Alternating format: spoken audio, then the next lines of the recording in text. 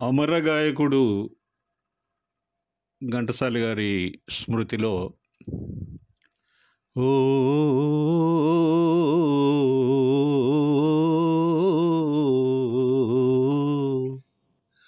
రాగాలు మేళవింప ఆహ హృదయాలు పరవశింప ఓహో ఆడేము మధుర సీమా తనిసేము అమర ప్రేమ రాగాలు మేళవింప ఆహ హృదయాలు పరవశింప ఓహో ఆడేము మధుర సీమా తనిసేము అమర ప్రేమ మురిపించు మల్లె సరమౌసు నీదు ఉరమందు విరిసిపోయేనా మురిపించు మల్లె సరమౌసు నీదు ఉరమందు విరిసిపోయేనా విరితే నెలాను మధుపమ్ము ఓలే నీ మేను మరచిపోయేనా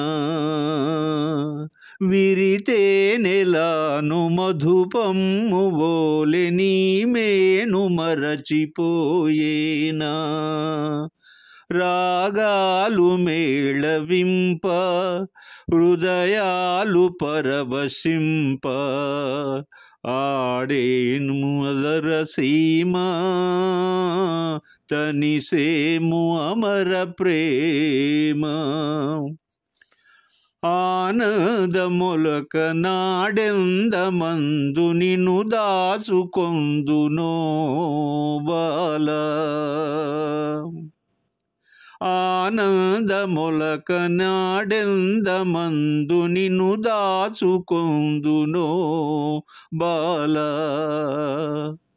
నా కన్ను దోయి నీ రూపే నిలిపి పూజించుకొందు బావా నా కన్ను దోయి నీ రూపే నిలిపి పూజించుకొందు బావా రాగాలు మేళవింప హృదయాలు పరవశింప ఆడేము మధుర సీమ తనిసేము అమర ప్రేమ రాగాలు మేళవింప హృదయాలు పరవశింప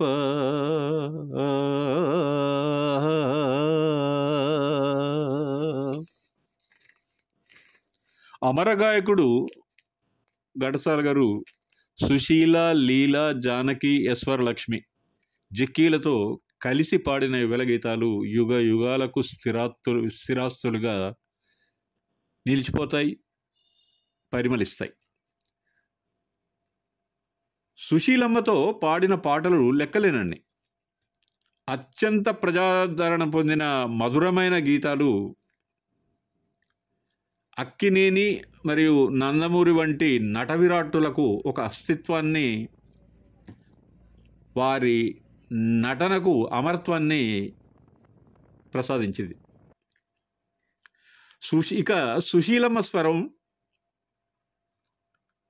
సావిత్రి, బి సరోజాదేవి, అంజలిదేవి, కృష్ణకుమార్ లాంటి అసమాన నటీమణులకు, వారి నట జీవితాలకు ప్రాణం పోసింది.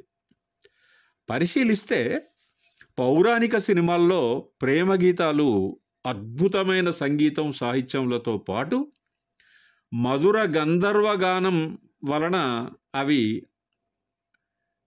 చిరస్థాయిగా నిలిచిపోయేట్టు చేశాయి. మచ్కు అదిగో నవలోకం వెలసే మన కోసం, ఇంకా నీ చరణ కమలాల నేనున్న చాలు, ఎందుకో ఈ స్వామి నందనవనాలు.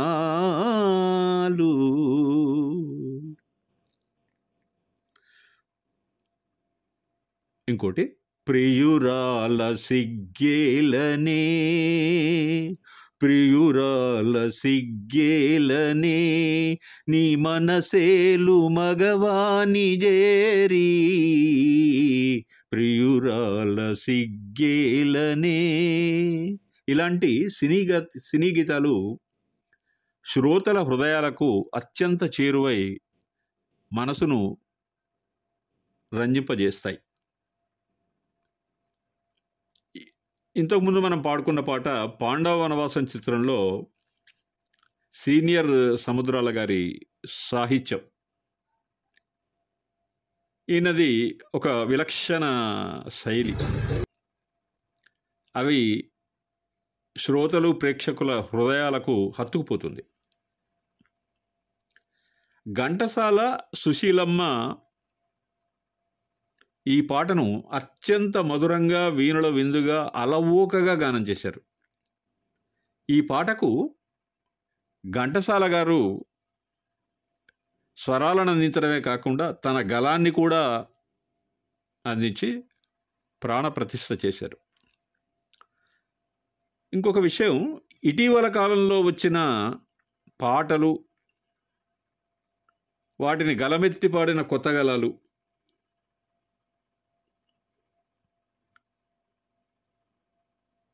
యువతను విశేషంగా ఆకర్షిస్తున్నాయి. నిజానికి ఇప్పుడు ట్రెండ్ అవుతున్నటువంటి ఈ సినిమా పాటలు,